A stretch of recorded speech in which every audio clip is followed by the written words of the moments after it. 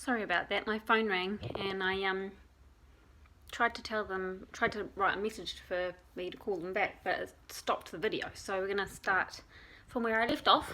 So I've now got the fine crumb of the cashews and the oats. I'm not talking about gluten and how oats do contain small amounts of gluten, but they do still contain gluten. So it is safe for people who are gluten intolerant, but it's not safe for people who are celiac. Pretty much. So, what's next? So, what we need to do next is add the sea salt, the coconut oil, and the rice malt syrup. I'm guessing, I didn't actually ask her, whether I need to melt the coconut oil, but I would imagine so, right? I mean, yeah, how else would you use it? So I need half a teaspoon of Himalayan sea salt.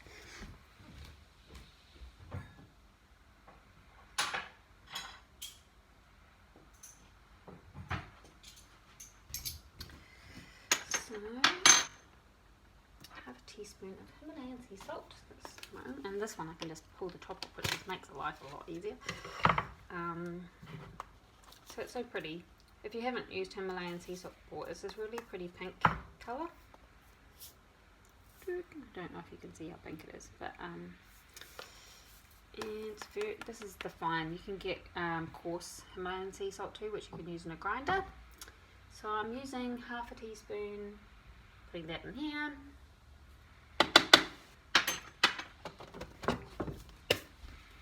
And I'm using coconut oil. I'm using 3 tablespoons. So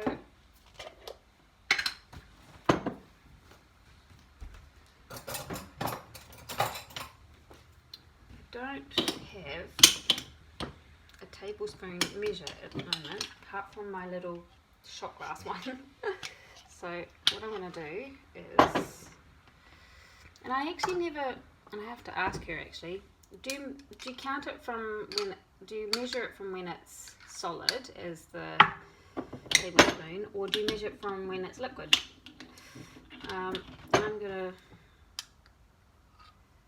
think I'll go with liquid and then I'll add more if it's not, like if it's not enough, because it's harder to take it away than put it in, right? So this is 2 tablespoons. And I'm going to melt it. So I need 3 tablespoons, so I'm going to melt this down first in the microwave. I don't like microwaves. I generally only use it for heating up my wheat bag. I prefer to melt this on the stove, but I don't have room at the moment. So I'm just going to do it in the food processor, microwave. Why don't I like microwaves? Well, pretty simple answer to that question. Create radio waves. And I don't want to be consuming anything that is created, it's got radiation, yeah? That's what it is. So I'm just going to check to see if this is melted. Nope, not quite. I've just put it in there for a minute, those 2 tablespoons. And I might have some coffee in there.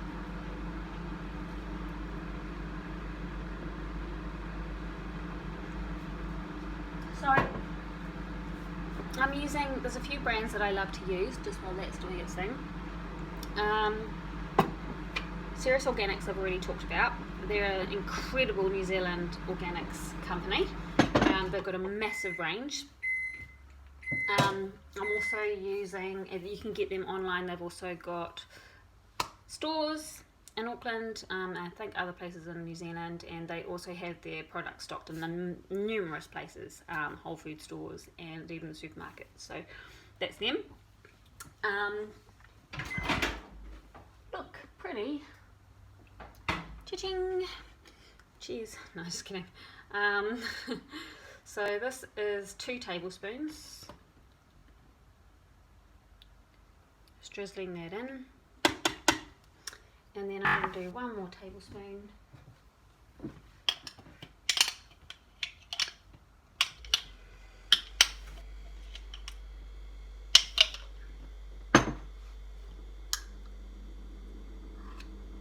I could have actually chucked, even though it would have been too hot, but if it wasn't hot I could have stuck that in my mouth and it would have been incredible for doing coconut pulling. Has anyone ever done that? I've done it a couple times, but I always, you're supposed to do it for like 10 minutes and I can never be bothered. So it's probably not as I've never probably had as great as effectiveness as you'd get if you did it properly.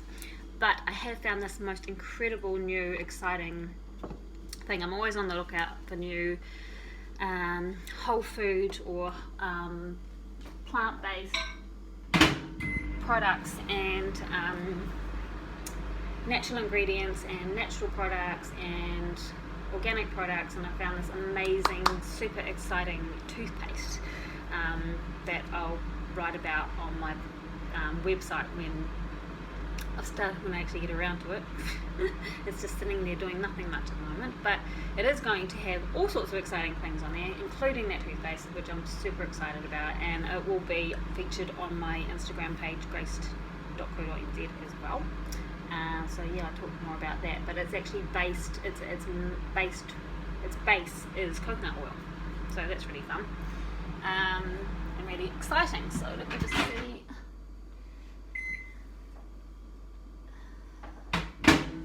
This is a little bit, that's 1.5, so it's over, so I'm just going to tip a little bit out just because I don't want to, okay, because I haven't made this, so I want to make sure that I don't normally follow recipes. I'm really useless at it. I just tend to wing it, but because I want to make this right for me and for you, I'm following the recipe as to a T as I possibly can. So we've done that, and then we're also going to do 3 tablespoons of rice malt syrup. This has been in the fridge. Just using these to get the lid off.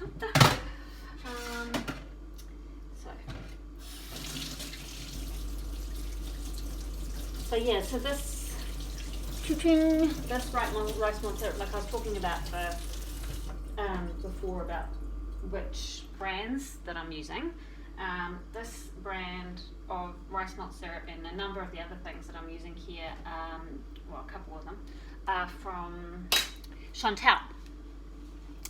Chantal Organics are another incredible, I'll show you the label. Oh, you can probably see it easier in here. This is Chantal Organics. Yes, Chantal Organics. Another fantastic organic brand of ingredients and products that we have here in New Zealand, and they are also available in the same places, Whole Food stores, and a lot of Chantal products are also available at the supermarket. So we're very fortunate. That's 1 tablespoon here in New Zealand to be able to have so many organic ingredients just available to us and products available to us at our local dispensary places, places that we normally visit, places we buy our groceries and everything else. And you know, it doesn't have to be overly expensive. You know, some of these ingredients are expensive, but some of them aren't. And when you look at the quantities that you use and how good it is for your health, it's really not, it's a no-brainer really. There's not really any reason not to buy organic products and to not use them, and to start replacing refined ingredients for unrefined ingredients and whole ingredients and things which do your gut and your health good rather than bad. So now I've got 2 more tablespoons in there. I'm just, thing is, I'm not actually a sweet tooth. I prefer savoury, which is another reason why I haven't made many sweet things,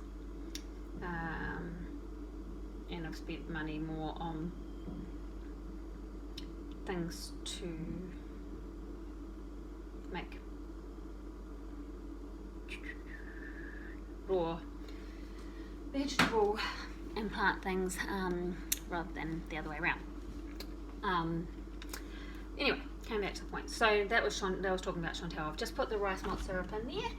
So we've done. Now we've got the gluten-free oat. Oh, it says gluten-free oats. She says gluten-free oats. I don't know if you can get gluten-free oats.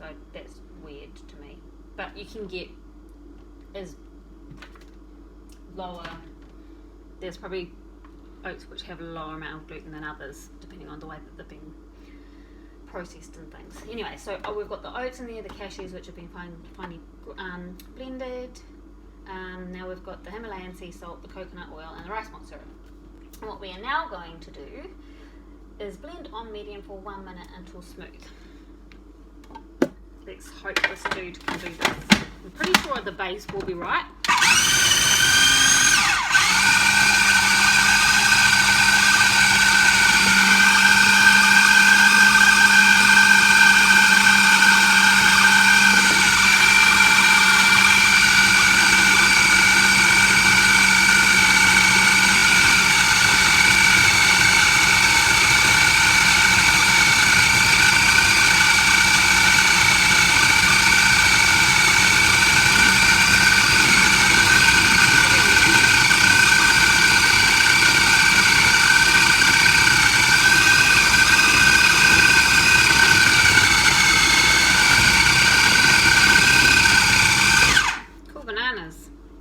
So I think she's good to go now. The motor just stinks. Excuse me, I really do need to do something about this. Getting something a little bit more, well, a little bit better. But anyway, that is an investment that I need to save for. If anyone has one they want to give me, you're welcome to. I will happily do a swap if you like this. Or if you want me to, talk about your brands and everything, I'm happy to do that as well. So now we've got, this is what we've got now. We've got our mixture in here. And so this is all finely ground. It's pretty much what it looks like in her one. I've seen her make this a gazillion times, and so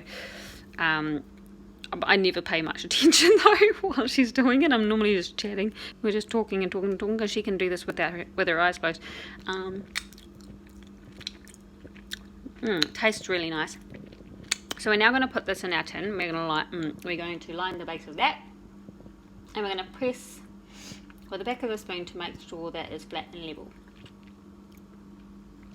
So let's do that.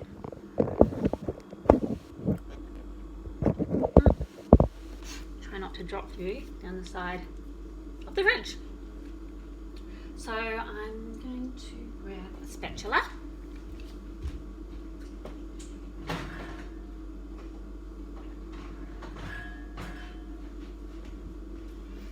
And we're going to get this and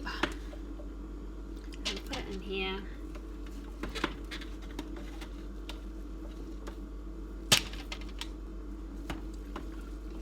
And once we've lined the tin with the base, we're going to stick that in the fridge while we make the filling.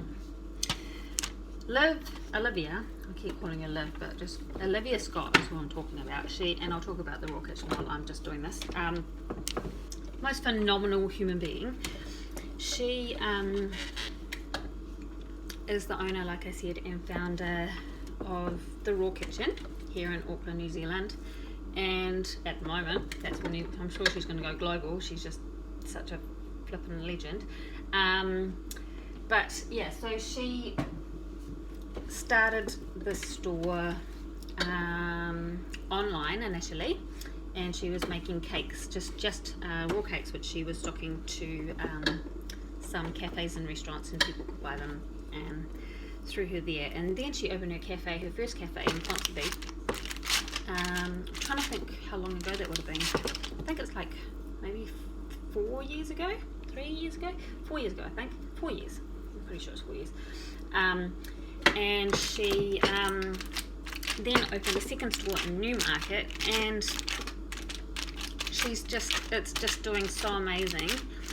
And she then sold those locations and moved into City Works Depot in Wellesley Street in Auckland Central. This girl is 25. I think she's just turned 25. She's either just turned 25 or 26. No, just turned in May. And she's just like entrepreneur insane. Like, she's just the most incredibly clever business person, and just so got such vision, and is so gifted at everything to do with business, and she just knows so much and has so much understanding around plant-based whole food, and she's like this. I always call her the Mary Poppins of the Mary Poppins of the kitchen. She literally just flips around there, and all of a sudden all of this magic happens, and it seems to just take her seconds to do, and then all of a sudden it's just done. And I say to her, "What did you just do?" And she just said, "Oh, I just made a caramel slice, and I made a such and such cake, and a lemon meringue pie." Just like, she just did that in the last 10 minutes while I was sitting here drinking my kombucha and my dandelion tea. Yeah, it's really funny. So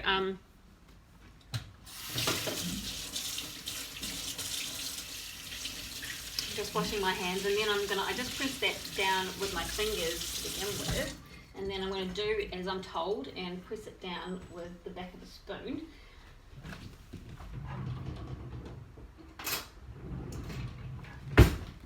Mine seems to be a little bit darker in colour than the one that she normally has. Maybe I did put a bit too much rice syrup in. It does actually seem a little bit wet, so I'm wondering if I should have just counted the tablespoons when it was of the coconut oil when it was solid. Nevertheless, it still looks nice, and I'm pretty sure, let's believe, this is still going to be amazing. I think this is going to be a bit thicker because she was using a 25 centimeter spring foam, what do you call it? Cake tin, square cake tin, whereas I don't have a square spring foam tin, so I'm actually making a cake version in a round one, and then I'm just going to slice it, and those pieces will be just funny shape, but that's okay. I'm not making fruit shop. So this is what we've got now. We've got the base there, and we're going to refrigerate that while we make the filling. So exciting. This is the fun part. Well, I'm hoping it's going to be the fun part and it actually works. So I'm putting that in the fridge,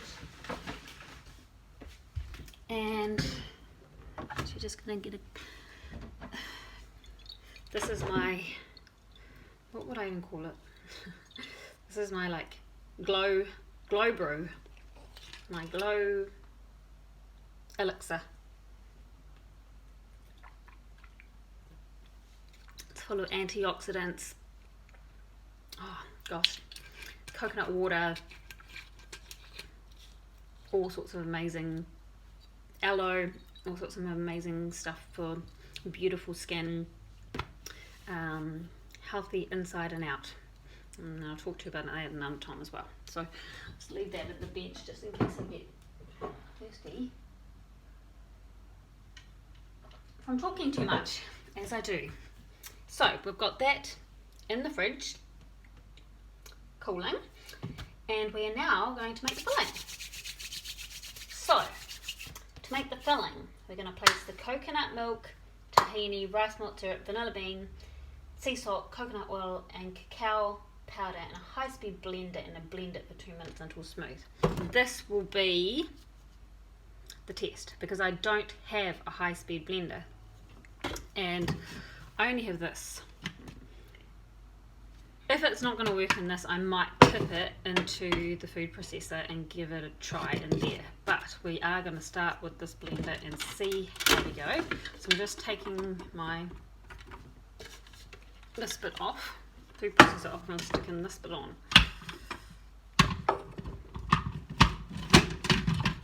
Just tell me this works. Oh, there we go. I haven't used this blender because I just I've used it like once and then it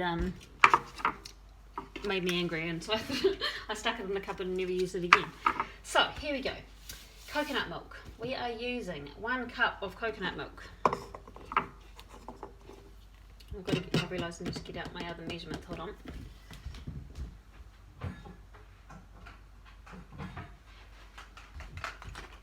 We've got coconut milk. We've got our Ceres Organics creamy unsweetened coconut milk.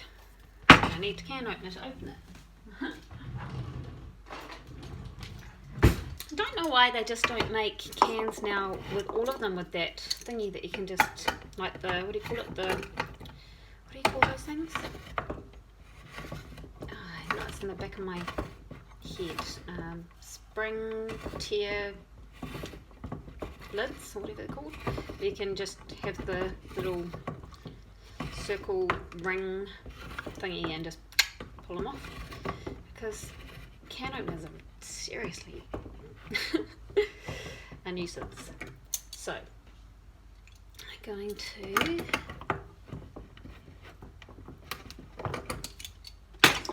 take this off, and that's I really don't like cans, I just find them so dangerous because I'm so accident prone that I cut myself all the time. So we're going to get this coconut cream. Whoa! Did it say coconut cream? Oh, shivers. It said coconut milk. Whoops-a-daisy. Well, it's actually quite, I don't know why it's doing that. It's a funny consistency. I might just pour that back in and mix it.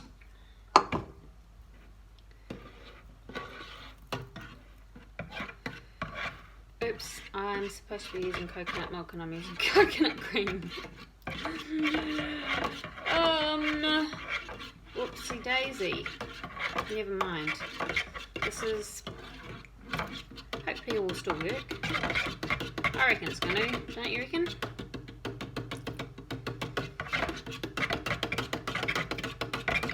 Mixing it because it was all separated. I probably needed to, that's what I needed to do, I needed to shake the tin first, didn't I? I don't use coconut cream ever, because I don't, it's too rich for me, so I don't use it, but I'm going to now, that's better. It's got my 1 cup of coconut cream, I'm going to put that in there.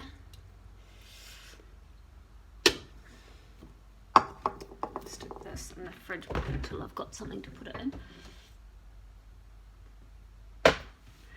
And I've got 3 tablespoons of tahini.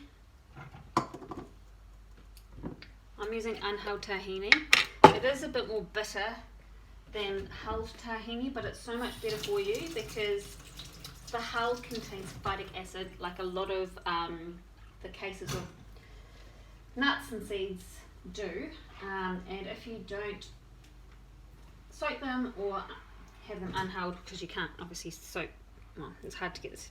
So anyway, so it's, you can't get the nutrients out of it. So a tablespoon.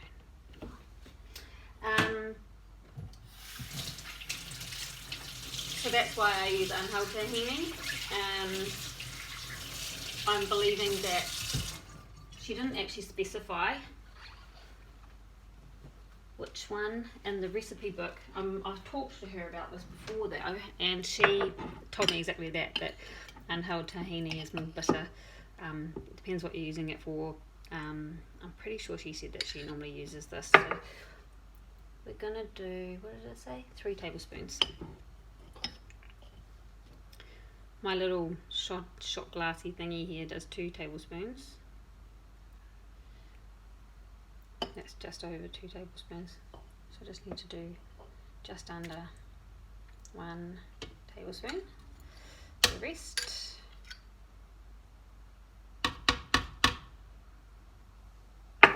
This brand of tahini is from Macro Organics, which is actually Australian. They've got a really great range of products. I actually think the Macro is under, where's my tablespoon gone? Here. I think that, correct me if I'm wrong, but I think Macro is owned or operated or in collaboration with Woolworths or Woolworths, is it, or Coles in Australia?